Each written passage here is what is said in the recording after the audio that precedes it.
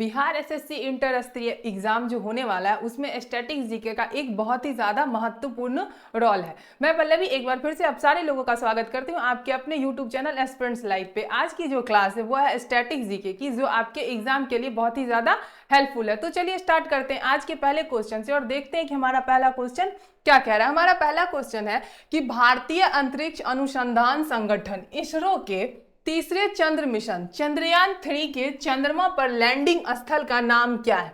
Landing स्थल, landing site का जो नाम है वह आपका कब रखा गया था? तो 26 अगस्त को जो है आपका लैंडिंग स्थल का नाम रखा गया था। कब रखा गया था? 26 अगस्त को। तो 26 अगस्त को जो नाम रखा गया था लैंडिंग स्थल का, लैंडिंग साइट का, वह नाम क्या था? ठीक है, क्वेश्चन जो हमारा है यही कह रहा है। तो ऑप्शन है आपका तिरंगा point, Indira point, Shiv Shakti point या फिर शिव चंद्र पॉइंट।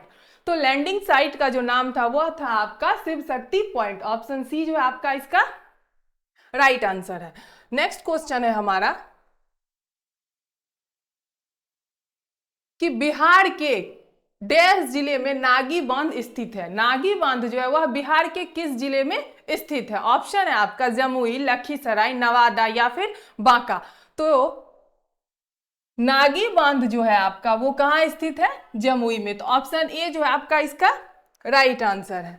आगे देखते हैं कि हमारा सवाल क्या कह रहा है। ग्रामीण महिलाओं के बीच बचत को बढ़ावा देने का निम्न में से कौन सी योजना का उद्देश्य है? ऑप्शन है आपका प्रधानमंत्री बचत योजना, राष्ट्रीय महिला कोष, महिला समृद्धि योजना या फिर जवाहर रोजगार योजना। ठीक है, तो महिलाओं के बचत का जो बढ़ावा देने का योजना है वह है आपका, जो योजना है वह है आपका महिला समृद्धि योजना। तो ऑप्शन सी जो है आपका इसका वो राइट आंसर है। अगला सवाल है हमारा कि कौन सा कानून कार्य क्षेत्र में महिलाओं के आर्थिक हितों की रक्षा करता है? ऑप्शन है आपका कुटुंब न्यायालय अधिनियम 1984, दहेज प्रतिषेध अधिनियम 1961, विशेष विवाह अधिनियम 1872 या फिर समान पारिश्रमिक अधिनियम 1976। तो इसका आपका राइट आंसर होने वाला है ऑप्शन डी, समान पारिश्रमिक अधिनियम 1976। अगला सवाल है हमारा कि हरित पथ मोबाइल ऐप का उद्देश्य क्या है? हरित पथ जो है एक वो क्या है, एक मोबाइल ऐप है। तो इसका उद्देश्य क्या है? ऑप्शन है आपका सिंचाई का निरीक्षण, ग्रीन हाउस गैस का निरीक्षण, वनावरण निरीक्षण या फिर राष्ट्रीय राजमार्गों पर वृक्षारोपण का निरीक्षण। आपका इसका राइट आंसर है ऑप्शन डी, हरित पथ मोबाइल ऐप का उद्देश्य है हमारा राष्ट्रीय राजमार्गों पर वृक्षारोपण का निरीक्षण। ऑप्शन डी जो है इसका वो राइट आंसर है। अगला सवाल है हमारा कि मीर कासिम ने अपनी राजधानी मुर्शिदाबाद से कहां स्थानांतरित की थी? मुर्शिदाबाद से जो है मीर कासिम अपनी राजधानी को कहां ले गए थे? ऑप्शन है आपका मुंगेर, लखीसराय, वर्धमान या फिर मिदनापुर। ठीक है, तो मीर कासिम जो है मुर्शिदाबाद से अपनी राजधानी को मुंगेर ले गए थे। कहां ले गए थे? मुंगेर ले गए थे। तो ऑप्शन ए जो है आपका इसका वो राइट आंसर है। अगला सवाल है हमारा कि निम्न में से किस राज्य में गुज्जर एवं बकरवाल जनजातियां निवास करती हैं? ऑप्शन है आपका गुजरात, उत्तर प्रदेश, जम्मू कश्मीर या फिर राजस्थान। तो गुज्जर एवं बकरवाल जो है वो जम्मू कश्मीर में जो है ये जनजातियां निवास करती हैं। तो ऑप्शन सी जो है आपका इसका ये राइट आंसर है।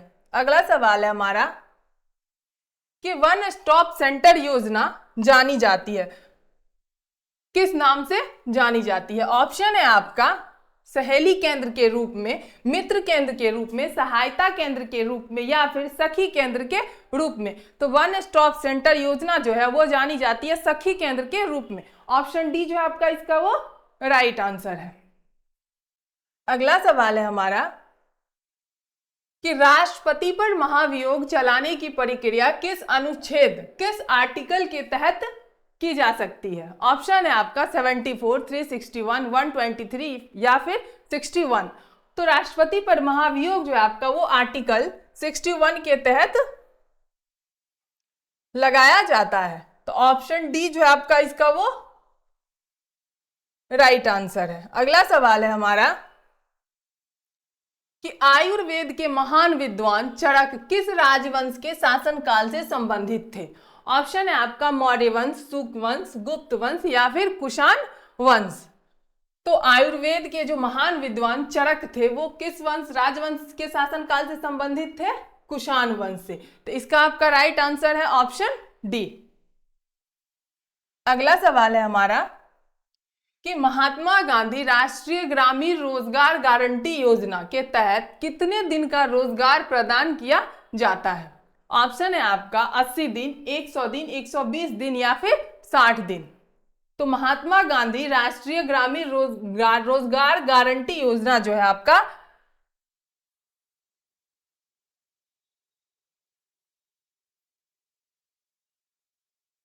कितने दिन का रोजगार है? 100 दिन का। अगला सवाल है हमारा कि चटगांव शस्त्रागार डकैती की योजना किसने तैयार की थी? ऑप्शन है आपका भगत सिंह, सूर्य सेन, मोहम्मद अली या फिर जतिन दास। तो चटगांव शस्त्रागार डकैती की योजना जो है वह सूर्य सेन ने बनाई थी। तो ऑप्शन बी जो है आपका इसका राइट आंसर है। अगला सवाल है हमारा कि भारत का उष्ण कटिबंधीय वन जो है शोध संस्थान डैश में स्थित। ऑप्शन है आपका हैदराबाद, देहरादून, कोयम्बटूर या फिर जबलपुर।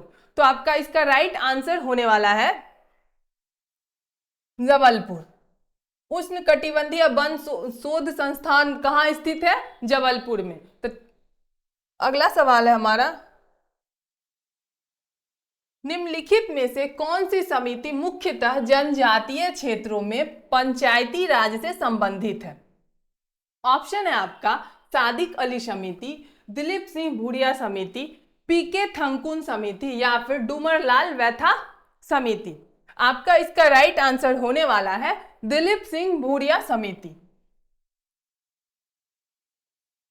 जनजातीय क्षेत्रों में पंचायती राज से संबंधित जो है वह कौन सा है? दिलीप सिंह भूरिया समिति। इसका आंसर आपका होने वाला है ऑप्शन बी।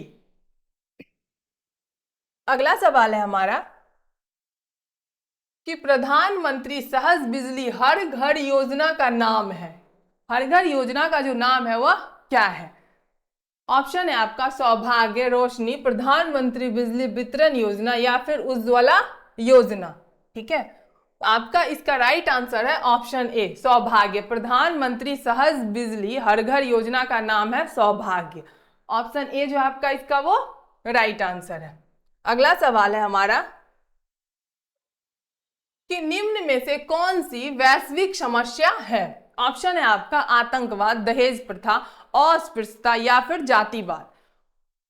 तो वैश्विक समस्या है आपका आतंकवाद। ऑप्शन ए जो है आपका वो इसका राइट आंसर होने वाला है।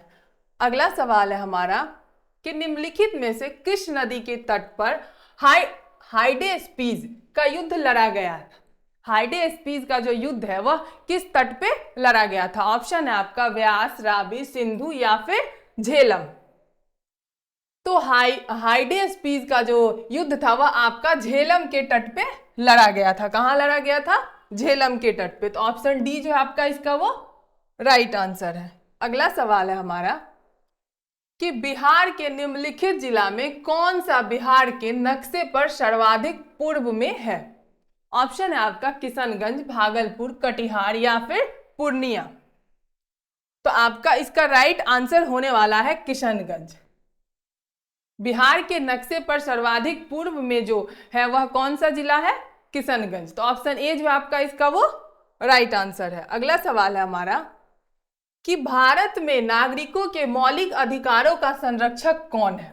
ऑप्शन है आपका सांसद, सर्वोच्च न्यायालय, मंत्रिमंडल या फिर राष्ट्रपति। तो भारत में नागरिकों के मौलिक अधिकारों का जो संरक्षक है वह है आपका सर्वोच्च न्यायालय। ऑप्शन बी जो है आपका इसका राइट आंसर है। अगला सवाल है कि राज्यसभा को लोकसभा के बराबर जो अधिकार है वह कौन सी है? ऑप्शन है आपका संविधान के संशोधन में, सरकार के निष्कासन में, कटौती प्रस्तावों में या फिर नई अखिल भारतीय सेवाएं जो है बनाने के मामले में। तो राज्यसभा को लोकसभा के बराबर जो है वह कौन करता है? इसका आंसर आपका होने वाला है संविधान के संशोधन में। ऑप्शन ए जो है आपका इसका राइट आंसर है। सेशन अगर आपको अच्छी लगे तो लाइक करें, जितना ज्यादा हो सके शेयर करें और चैनल को सब्सक्राइब करें। अगला सवाल है कि ब्रिटिश ईस्ट इंडिया कंपनी की स्थापना कब हुई थी? ऑप्शन है आपका 1600 ईस्वी में, 1602 ईस्वी में, 1628 ईस्वी में या फिर 1664 ईस्वी में। तो ब्रिटिश ईस्ट इंडिया कंपनी की जो स्थापना है वह 1600 ईस्वी में हुई थी। तो ऑप्शन ए जो है आपका इसका राइट आंसर है। अगला सवाल है कि टोवा झील स्थित है। टोवा झील जो है वह कहाँ स्थित है? ठीक है, ऑप्शन है आपका यूएसए में, चीन में, जापान में या फिर सुमात्रा में। तो टोवा झील जो है वह सुमात्रा में स्थित है। ऑप्शन डी जो है आपका इसका राइट आंसर होने वाला है। अगला सवाल है हमारा कि समस्तीपुर जिले में डैश में राजेंद्र कृषि विश्वविद्यालय स्थित है। ऑप्शन है आपका विद्यापति नगर, हाजीपुर, पूसा या फिर रोसड़ा। तो समस्तीपुर जिले में जो राजेंद्र कृषि विश्वविद्यालय है वह आपका पूसा में स्थित है। ऑप्शन सी जो है आपका वो राइट आंसर है। अगला सवाल है कि भारत के राष्ट्रपति को किस अनुच्छेद के तहत, किस आर्टिकल के तहत मौलिक अधिकारों के प्रवर्तन के निलंबन का अधिकार प्राप्त है? ऑप्शन है आपका आर्टिकल 370, आर्टिकल 359, आर्टिकल 369 या फिर आर्टिकल 379। तो इसका राइट आंसर होने वाला आर्टिकल 359। ऑप्शन बी जो है आपका वो इसका राइट आंसर है। अगला सवाल है हमारा कि संसदीय शासन का मूल सिद्धांत क्या है? संसदीय शासन जो है उसका मूल सिद्धांत क्या है? ऑप्शन है आपका गणतंत्रीय व्यवस्था, छाया मंत्रिमंडल, सामूहिक उत्तरदायित्व या फिर शक्तिशाली मंत्रिमंडल। तो आपका इसका राइट आंसर होने वाला है सामूहिक उत्तरदायित्व। ऑप्शन सी जो है आपका इसका राइट आंसर है। अगला सवाल है हमारा अटल पेंशन योजना डैश की भलाई के लिए केंद्रीय सरकार द्वारा प्रारंभ की गई है। ऑप्शन है आपका संगठित क्षेत्र के कामगारों के लिए, केंद्रीय सरकार के सेवानिवृत्त कर्मचारियों के लिए, किसानों के लिए या फिर असंगठित क्षेत्र के कामगारों के लिए। आपका इसका राइट आंसर होने वाला असंगठित क्षेत्र के कामगारों के लिए। अटल पेंशन योजना किसके लिए प्रारंभ की गई थी? तो असंगठित क्षेत्र के कामगारों के लिए। ऑप्शन डी जो आपका इसका वो राइट आंसर होने वाला है। अगला सवाल है हमारा कि चंद्रगुप्त मौर्य चंद्रगिरी पर्वत श्रवणबेलगोला किस जैन संत के साथ गया था? ऑप्शन है आपका हरिभद्र, स्थूलभद्र, भद्रबाहु या फिर हेमचंद्र। तो चंद्रगुप्त मौर्य चंद्रगिरी पर्वत श्रवणबेलगोला आपका भद्रबाहु जो है जैन संत उनके साथ गए थे। तो ऑप्शन सी जो है आपका इसका राइट आंसर है। अगला सवाल है हमारा कि भारत में पंचतीर्थ का संबंध जिससे है वह है। ऑप्शन है आपका सामाजिक समावेश, आर्थिक समावेश, वित्तीय समावेश या फिर शैक्षिक समावेश। पंचतीर्थ का जो संबंध है वह है आपका सामाजिक समावेश। तो ऑप्शन ए जो है आपका इसका वो राइट आंसर है। अगला सवाल है हमारा कि लैंगिक समता सूचकांक क्या दर्शाता है?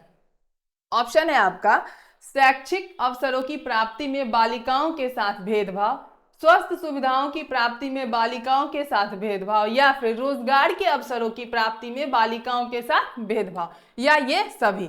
तो लैंगिक समता सूचकांक में ये तीनों ही दर्शाता है। ऑप्शन ए, बी और सी। ऑप्शन ए क्या कह रहा है कि शैक्षिक अवसरों की प्राप्ति में बालिकाओं के साथ भेदभाव। ऑप्शन बी कह रहा है हमारा स्वास्थ्य सुविधाओं के प्राप्ति में बालिकाओं के साथ भेदभाव और ऑप्शन सी है रोजगार की अवसरों की प्राप्ति में बालिकाओं के साथ भेदभाव। तो इसका राइट आंसर आपका क्या हो गया? Option D.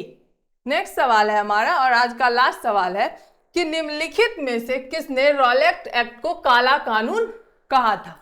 ऑप्शन है आपका भगत सिंह, एम.के. गांधी, महात्मा गांधी, मदन मोहन मालवीय या फिर जवाहरलाल नेहरू।